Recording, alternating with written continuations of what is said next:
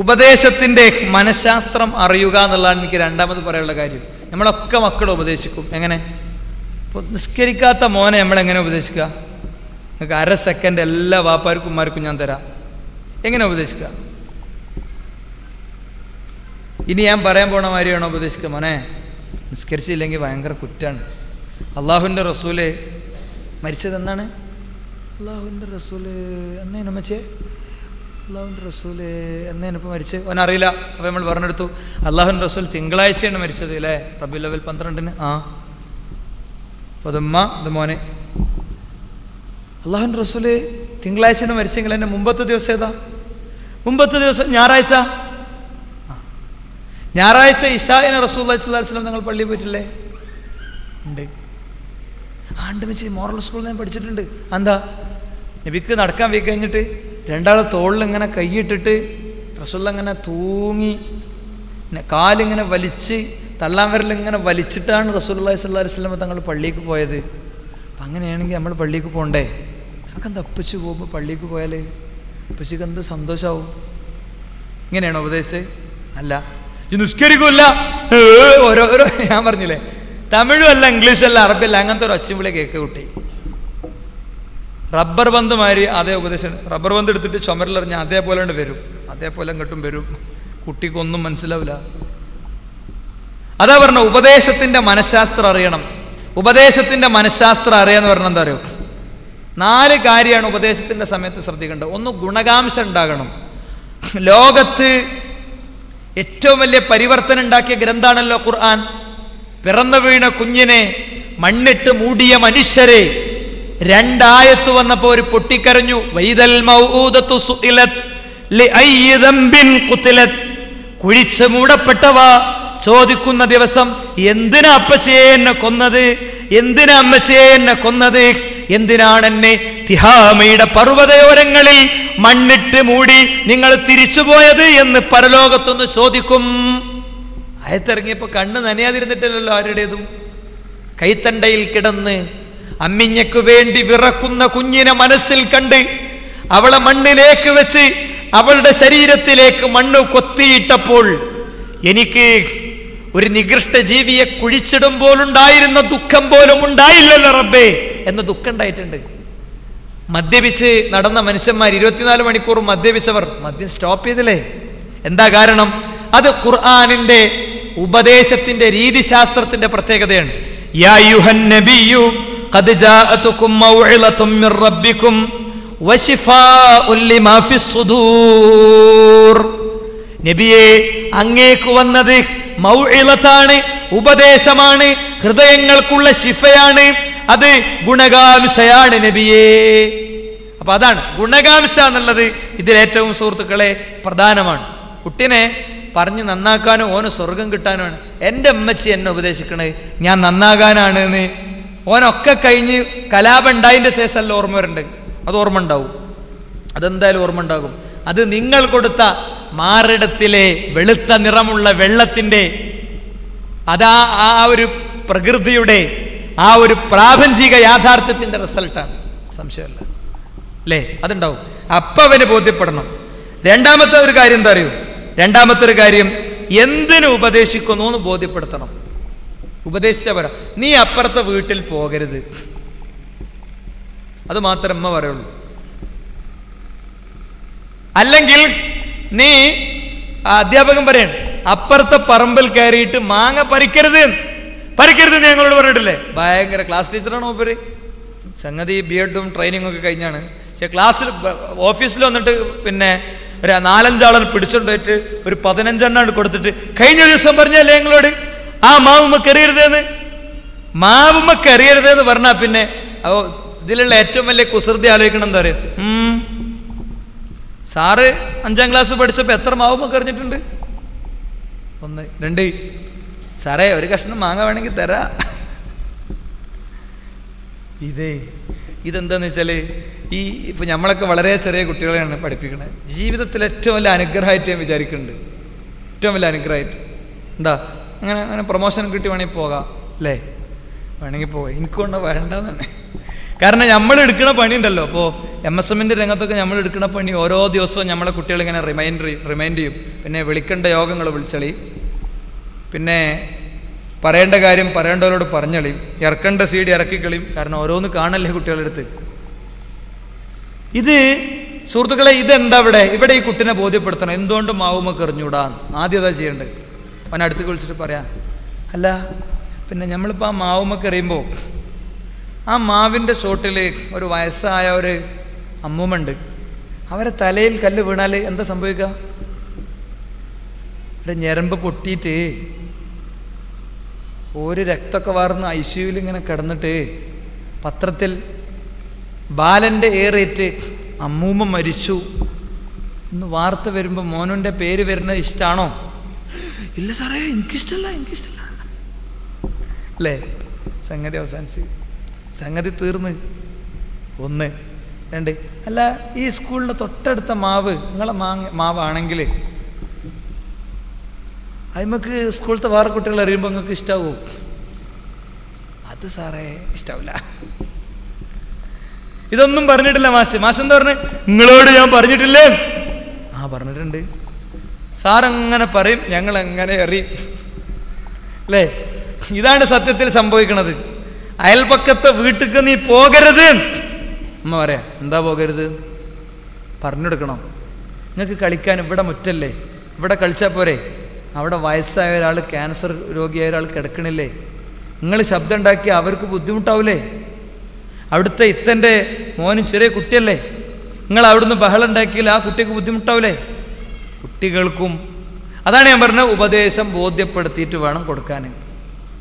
ബോധ്യപ്പെടുത്തണം. എന്താണ് പ്രശ്നം എന്ന് ബോധ്യപ്പെടുത്തും. ടി വി കാണരുത് എന്ന് എന്നോട് ഞാൻ പറഞ്ഞിട്ടില്ലേ? അതായത് ചുണ്ടോണ്ട് സംസാരിക്കാനും ഹൃദയം കൊണ്ട് സംസാരിക്കാനും മക്കളെ കാര്യത്തിൽ നമ്മളെ ശൈത്താൻ സമ്മതിക്കില്ല.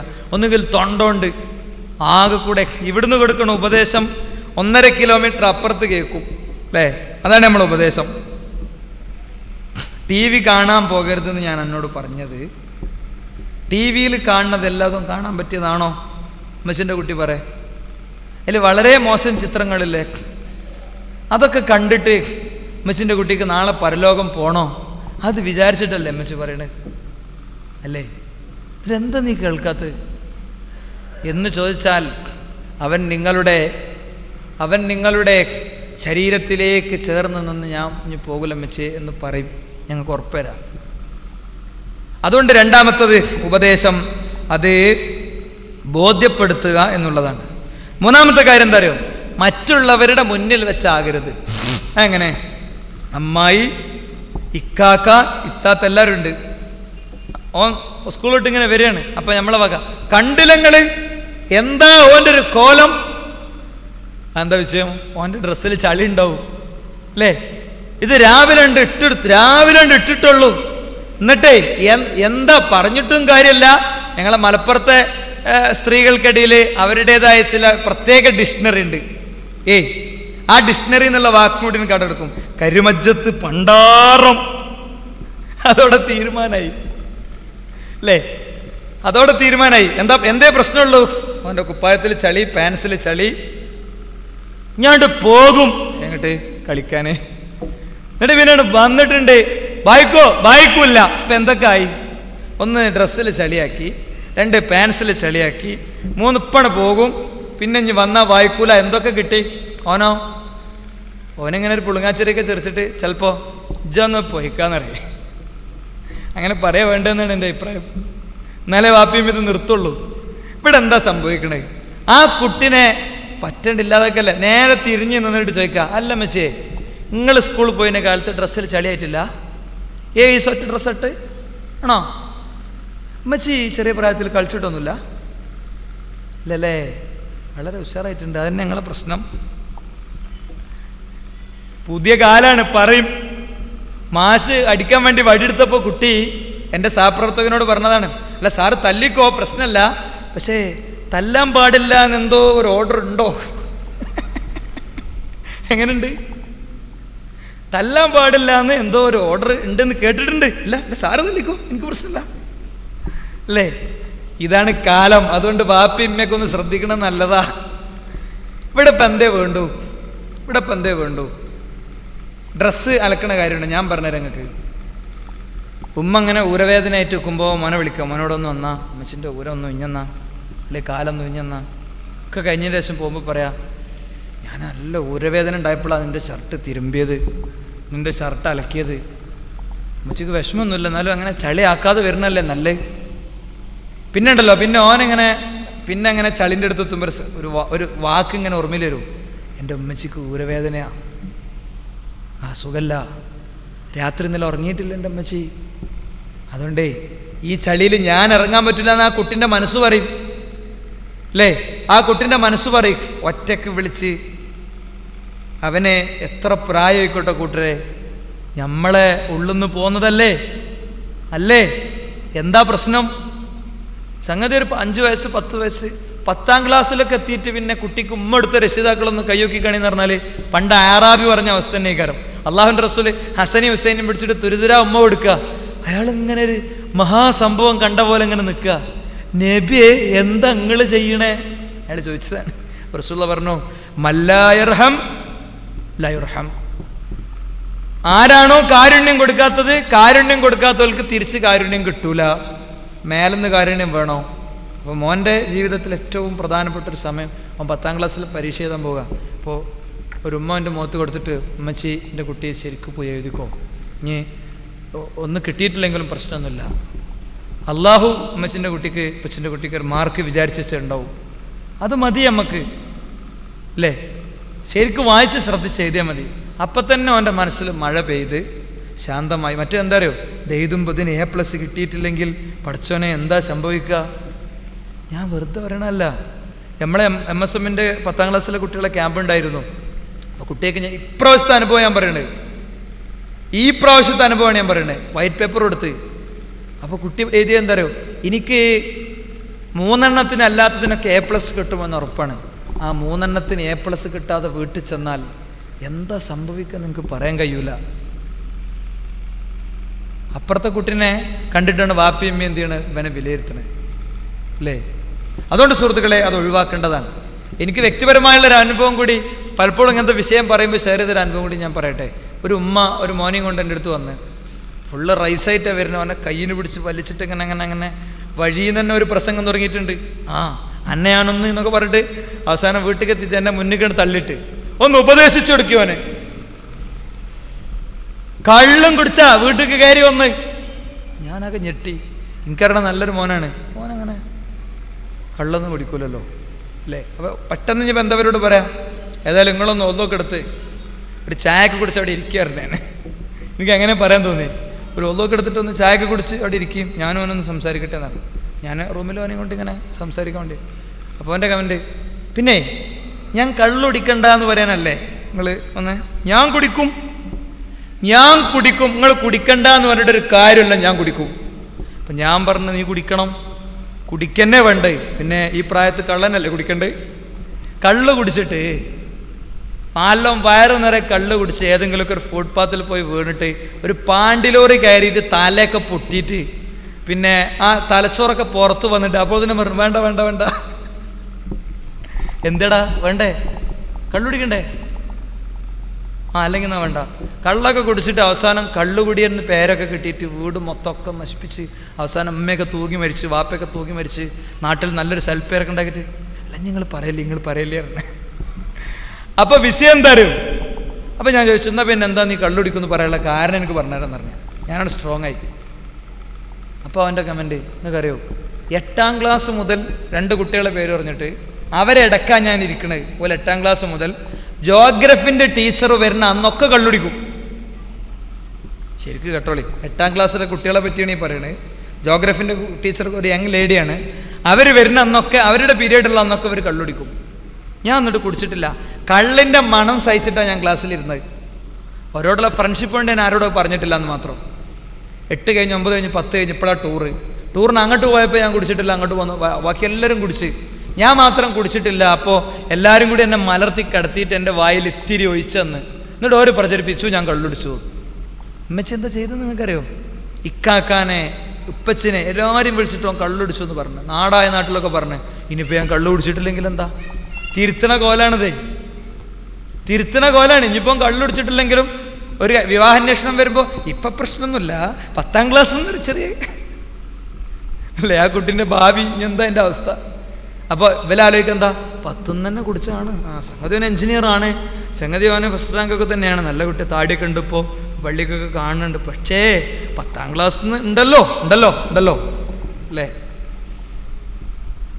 ഇതിന് സുഹൃത്തുക്കളെ മറ്റുള്ളവരുടെ മുന്നിൽ വെച്ചിട്ടല്ല, തിരുത്തണതും കുറച്ചൊരു തന്ത്രപരമായി തന്നെ തിരുത്തണം.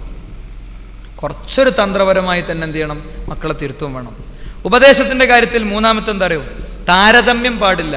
എന്താ എൻ്റെ മാതിരിയല്ലേ അയമ്മീൻ്റെ മോ?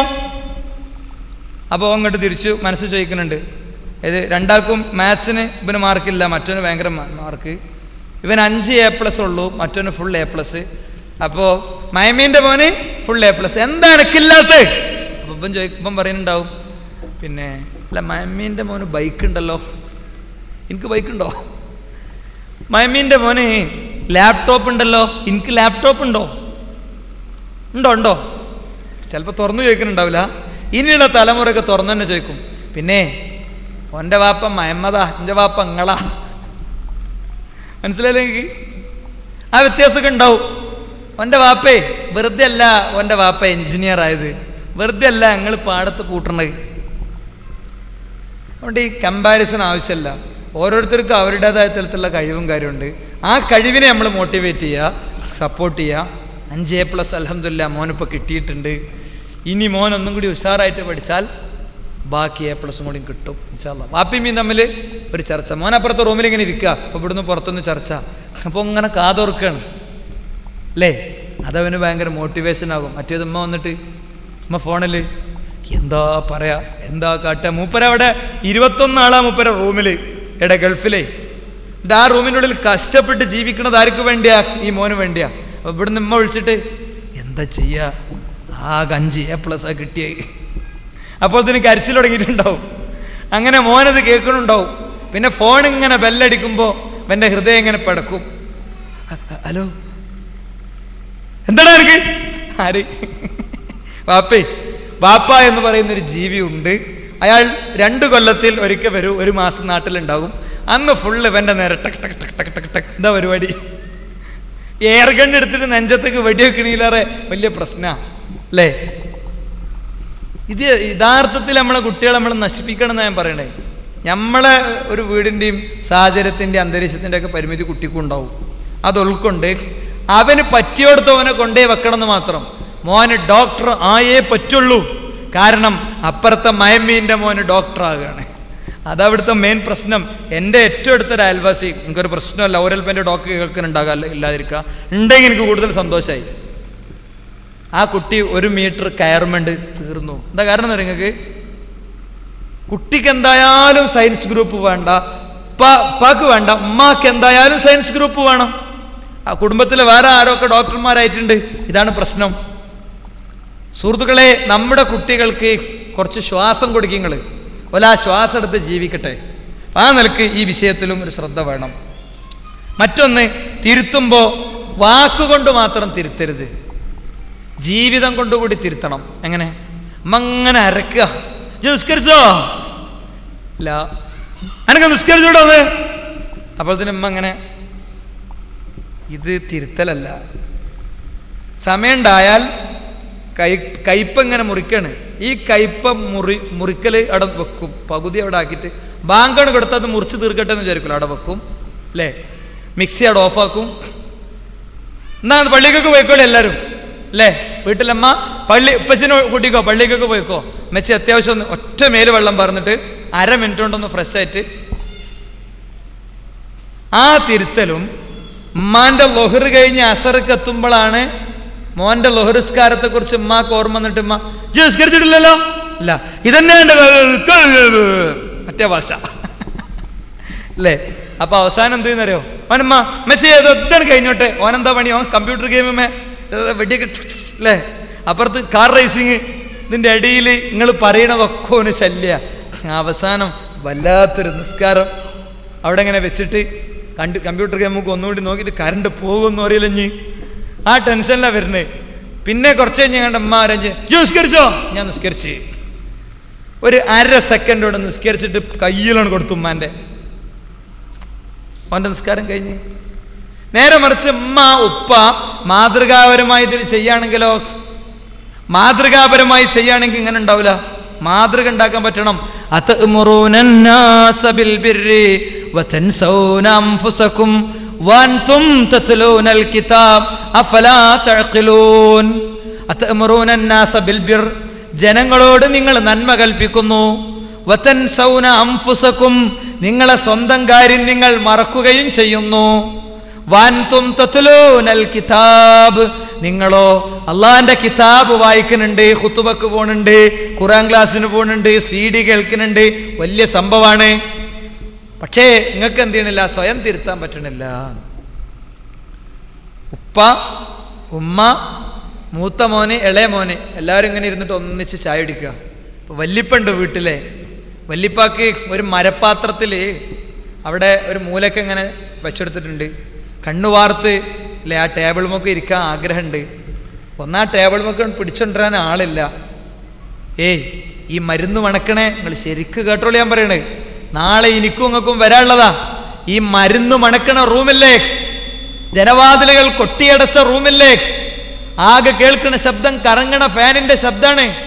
ഈ ചുട്ടുകൊള്ളുന്ന സമയത്ത് ഞമ്മക്കൊന്ന് എന്ത് ചെയ്യാ, മുറ്റത്ത് ഇറങ്ങിയിട്ട് കാറ്റ് കൊള്ളാ. പാപ്പല്ലേ, 80 വയസ്സായ പാപ്പ, മൂപ്പർക്ക് അതുമില്ല. അപ്പോ മൂപ്പര് അവിടെ ഇങ്ങനെ ഒരു മരപ്പാത്രത്തിൽ ഇങ്ങനെ ഭക്ഷണം കഴിക്കുക. ഇപ്പുറത്തോ ഭയങ്കര നല്ല പ്ലേറ്റിലൊക്കെ ഇങ്ങനെ ഇവിടെ പൊരിച്ചതും കരിച്ചതിൻ്റെ സ്മെല്ലൊക്കെ ചെല്ലുന്നുണ്ട്. മൂപ്പർക്ക് ഇത് കഴിക്കാൻ പറ്റൂല. എന്നാ മൂപ്പർക്ക് ഒരു ഉപ്പും കൂടി ഇല്ലാത്തതാണ് കൊടുക്കണത് അല്ലേ. പക്ഷേ നിങ്ങൾക്ക് എന്താ വേണ്ടതൊക്കെ ചിലപ്പോൾ ചോദിക്കുന്നുണ്ടാകും. ഇത് കണ്ട് വളരുന്ന ഒരു മോനെ മുറ്റത്ത് നിന്നിട്ട് ഒരു മരത്തും അങ്ങനെ മേടുക. പാപ്പ വരുമ്പോൾ എന്താ ഇത് ഉപ്പച്ചി വയസ്സാകുമ്പോൾ ഉപ്പച്ചിക്ക് കഴിക്കാനുള്ള പാത്ര. ഇത് പാപ്പാക്ക് കൊടുത്തത് ഏതാ? പാപ്പാന്റെ മോനായ ഈ കുട്ടിന്റെ വാപ്പ കൊടുത്തത് എന്തിനാ? ഒരു മരപ്പാത്രത്തിലൊരു മൂലക്കെ അല്ലേ. അങ്ങനെ ആകരുത് നമ്മുടെ അധ്യാപനം, അങ്ങനെ ആകരുത് സുഹൃത്തുക്കളെ. നമ്മുടെ മക്കൾക്ക് മനസ്സിൽ രേഖപ്പെടുത്താൻ പലതും വേണം. ഞാൻ ചിലപ്പോൾ എൻ്റെ ഫാമിലിനോട് പറയലുണ്ട്, നമ്മളെ മോന് വേണ്ടി സഹിച്ചതൊക്കെ ഒന്ന് പറഞ്ഞു കൊടുക്കണം. എന്തുകൊണ്ടാ? അപ്പോളേ നെഞ്ചത്ത് കൈവച്ച് എൻ്റെ മയ്യത്ത് മുന്നിൽ വെക്കുമ്പോഴേ അവൻ്റെ ഹൃദയം പിടക്കുള്ളൂ, അവൻ്റെ കണ്ണ് നനയുള്ളൂ. അവിടെ ഒരു ചെറിയ സ്ക്രീൻ തെളിയും, അതിലവനിങ്ങനെ കാണും ഞാൻ അതിനു വേണ്ടി എടുത്ത റിസ്ക്, ഓരോന്നും കാണും. അപ്പം ആ പ്രാർത്ഥനക്ക് ആത്മാർത്ഥത ഉണ്ടാകും. അതുകൊണ്ട് ഈ 4 കാര്യങ്ങൾ ഉപദേശത്തിൻ്റെ വിഷയത്തിൽ ശ്രദ്ധിക്കുക. ഇനി മൂന്നാമത്തെ കാര്യം, ഒന്ന് നമ്മൾ പറഞ്ഞ എന്താ? ഒന്നേ സമ്പൂർണമായ സാഹചര്യം വീട്ടിലുണ്ടാകുക, 2 ഉപദേശം മനഃശാസ്ത്രപരമായാകുക, മനഃശാസ്ത്രപരമായ ഉപദേശം ആകാനുള്ള 4 കാര്യവും പറഞ്ഞു. ഇനി ഇതിൽ മൂന്നാമത്തത് എന്താ അറിയോ? പ്രായം അംഗീകരിക്കണം. കുട്ടിൻ്റെ പ്രായം അംഗീകരിക്കണം. കുട്ടിയുടെ നിലവാരത്തിനനുസരിച്ച് നമുക്ക് ഇടപെടാൻ പറ്റണം. അവിടെ അങ്ങനെ സർക്കസ് നടക്കേ. അപ്പം എല്ലാവരും കൗതുകത്തോടെ ഇങ്ങനെ കാണുക, അതിങ്ങനെ നോക്കി എല്ലാവരും ചിരിക്കുന്നുണ്ട്. ചെറിയൊരു പയ്യൻ ഇവിടെ നിന്നിട്ട് ഇങ്ങനെ പേരും കരച്ചിൽ. അപ്പോൾ അവൻ്റെ ഉപ്പ അവനെങ്ങനെ എടുത്ത് വെച്ചോടുകൂടെ അവൻ്റെ കരച്ചിൽ മാറി. കുട്ടി ആ സർക്കസ് ഇങ്ങനെ നോക്കാൻ തുടങ്ങി. എന്താ പ്രശ്നം? ഇതിങ്ങനെ റൗണ്ട് അടിച്ച് നിൽക്കല്ലേ, ഉള്ളിലല്ലേ ജാലവിദ്യ നടക്കണത്, പുറത്താണ് ഇവനുള്ളത്. ഇവനത് കാണില്ല. കുട്ടിൻ്റെ നിലവാരത്തേക്ക് ഇത് എത്തിയിട്ടില്ല. അപ്പോൾ കുട്ടീൻ്റെ അടുത്ത് ഒക്കത്തൊക്കെ വെച്ചോടുകൂടെ എന്ത് ചെയ്തു? കുട്ടി ഇത് കാണാൻ തുടങ്ങി. ഇങ്ങനൊരു പ്രശ്നമുണ്ട് മൊത്തം എല്ലാ കാര്യത്തിലും. നമ്മളെ നിലവാരത്തിലാണ് മൊത്തം കാര്യങ്ങളെ ചിന്തിക്കണത് അല്ലേ. പാത്രം പൊട്ടിച്ചോന് പാത്രം പൊട്ടിക്കും. കുട്ടിയുള്ള വീട്ടിൽ പൊട്ടുന്ന പാത്രം വെക്കേണ്ട ഒരു സ്ഥലമുണ്ട്, അവിടെ വെക്കണം. എന്നാ പൊട്ടൂല, ഒരൊറ്റ പാത്രവും പൊട്ടൂല. പൊട്ടുവോ? ഒരു പാത്രവും പൊട്ടൂല. കുട്ടിയുള്ള വീട്ടിൽ പുസ്തകം വെക്കേണ്ട ഒരു സ്ഥലമുണ്ട്, അവിടെ വെക്കണം. വലിച്ചു കീറില്ലേ പുസ്തകം? ഒരിക്കലും നന്നാകുലിച്ച് അല്ലേ. ഈ നിലക്കാ പലപ്പോഴും പറയാം. യഥാർത്ഥത്തിൽ പുസ്തകം വലിച്ചു കീറാൻ കിട്ടുന്നിടത്ത് അവനെ പുസ്തകം വെക്കുന്നൊരു സാഹചര്യം ഒരിക്കലും ഉണ്ടായിക്കൂടാ. അതുകൊണ്ട് കുട്ടിയുടെ ഒരവസ്ഥയും അവൻ്റെ പ്രായവും അവൻ്റെ നിലവാരമൊക്കെ യഥാർത്ഥത്തിൽ നമ്മൾ മനസ്സിലാക്കണം. എന്നാൽ ചെയ്യണ എല്ലാ കാര്യത്തിനും പ്രായത്തിൻ്റെ അലങ്കാരം കൊടുക്കുകയും ചെയ്യരുത്. അവന് മലയാള മനോരമ ചുരുട്ടിയിട്ട് കത്തിച്ചു വലിക്കണ അന്ന് അവൻ്റെ വിരലിനും അവൻ്റെ വിരലിന് നല്ലൊരു അടിയും കിട്ടാണ്ട് അവനെ കർക്കശമായി ഉപദേശിക്കാനുണ്ട്. അതില്ലെങ്കിലോ അത് വീഡിയോവും, അത് കഞ്ചാവാവും, അങ്ങനെ പലതും ആവും. ഉമ്മാൻ്റെ കയ്യിൽ ആദ്യം അവനൊരു കുമ്പളങ്ങ കൊണ്ടുവന്നെടുത്തു. ഉമ്മ അത് വെച്ച് നന്നായി അവന് കറി വെച്ച് കൊടുത്തു. അടുത്ത ദിവസം വേറെന്തോ കൊണ്ടുവന്നെടുത്തു. അടുത്ത ദിവസം കുറച്ച് ക്യാഷ് കൊണ്ടുവന്നെടുത്തു. ലോകത്തെ ഏറ്റവും വലിയ പെരുങ്കള്ളനായി മാറി. അവസാനം കൊലപാതകയായി മാറി. അപ്പോഴോ കോടതി ശിക്ഷ വിധിച്ചപ്പോൾ എന്താ അവസാനത്തെ ആഗ്രഹം എന്ന് വെച്ച് മെച്ചിനൊന്ന് കാണണം എന്ന് പറഞ്ഞു. അമ്മനെ കണ്ടോടനെ അമ്മാൻ്റെ രണ്ട് മുഖത്തും തല്ലി. നിങ്ങൾ ഞാൻ കുമ്പള കൊണ്ടുവന്ന അന്ന് എവിടുന്നാണ് ഈ കുമ്പള, ആരാ നിനക്കത് തന്നത് എന്നെന്നെ ചോദിച്ച് തിരുത്തിയിരുന്നെങ്കിലും ഉമ്മച്ചേ ഞാൻ പെരുങ്കള്ളനാകുമായിരുന്നില്ല. അതുകൊണ്ട് എന്നെ കള്ളനും കൊലപാതകയുമാക്കിയത് എൻ്റെ ഉമ്മയാണെന്ന് ഒരു കുട്ടി പറഞ്ഞു. നിനക്കൊരു കഥ വേണമെങ്കിൽ ഉണ്ടാക്കാം. ഇതാണ് സുഹൃത്തുക്കളെ ഇതിൻ്റെ സ്ഥിതി. തിരുത്തേണ്ടടുത്ത് തിരുത്താൻ നമ്മളെ സംബന്ധിച്ചിടത്തോളം കഴിയണം. ഒരു ചെറിയ കുട്ടിക്കും ഒരു സീരിയസ് ആയ അവസ്ഥ ഉണ്ട് അല്ലേ? അലി ബിൻ അബി ത്വാലിബ് റളിയല്ലാഹു അൻഹു എന്ന് പറയുന്ന കുട്ടി 10-ാം വയസ്സിലാണ് ഇസ്ലാം സ്വീകരിക്കണത്. ജൂതൻ്റെ മോന് 13-ാം വയസ്സിലാണ് ഇസ്ലാം സ്വീകരിക്കണത്. അപ്പോൾ അങ്ങനത്തെ വലിയ ദൗത്യങ്ങളും ഒരു കുട്ടിക്ക് ഒരുപക്ഷെ നിർവഹിക്കാൻ സാധിക്കും. ഇപ്പോൾ മലയാളം ഇസ്ലാമിക് ക്ലാസ് റൂം സംഘടിപ്പിക്കുന്ന ചെറിയ കുട്ടികൾക്ക് വേണ്ടി സംഘടിപ്പിക്കുന്ന ഒരു പ്രോഗ്രാം ഉണ്ട്, Al Bustan children's fest. Al Bustan children's ഫെസ്റ്റിൻ്റെ ഈ വർഷത്തെ അതിൻ്റെ പരിപാടിയിൽ പിന്നെ എനിക്കൊരു ഇൻവിറ്റേഷൻ ഉണ്ടായിരുന്നു ബൈലക്സ് വഴി. കുറഞ്ഞ നേരം ഞാനും അഭിസംബോധന ചെയ്തിരുന്നു. അപ്പോൾ ബൈലക്സിൻ്റെ ഓണർ ബഷീർക്ക ചിൽഡ്രൻസ് ഫെസ്റ്റിൻ്റെ ബൈലക്സിൻ്റെ ഇതുമായി ബന്ധപ്പെട്ട് ആമുഖം നിർവഹിക്കുമ്പോൾ അദ്ദേഹം പറഞ്ഞൊരു കമൻറ്റ് എൻ്റെ മനസ്സിലിങ്ങനെ വല്ലാതെ എപ്പോഴും ഉണ്ടാകാറുണ്ട്. ഞാൻ കുട്ടികളോടൊക്കെ അത് പറയാറുണ്ട്. www.daawavoice.com എന്ന സൈറ്റ്, ആയിരക്കണക്കിന് പ്രഭാഷണങ്ങളുടെ ശേഖരമുള്ള സൈറ്റ്. ആ ചിന്ത തുടങ്ങിയത് ആരറിയോ? 13 വയസ്സായ അബ്ദുൽ മുഹൈമിൻ എന്ന് പറയുന്ന കുട്ടിയാണ്. അള്ളാഹു അവനെ ഉന്നതമായ അവസ്ഥയിൽ, രണ്ട് ലോകത്തും ഉന്നതമായ അവസ്ഥ അവന് കൊടുക്കട്ടെ. നല്ല വിദ്യാഭ്യാസ രംഗത്ത് ഒക്കെ ഉന്നതമായ അവസ്ഥ കൊടുക്കട്ടെ.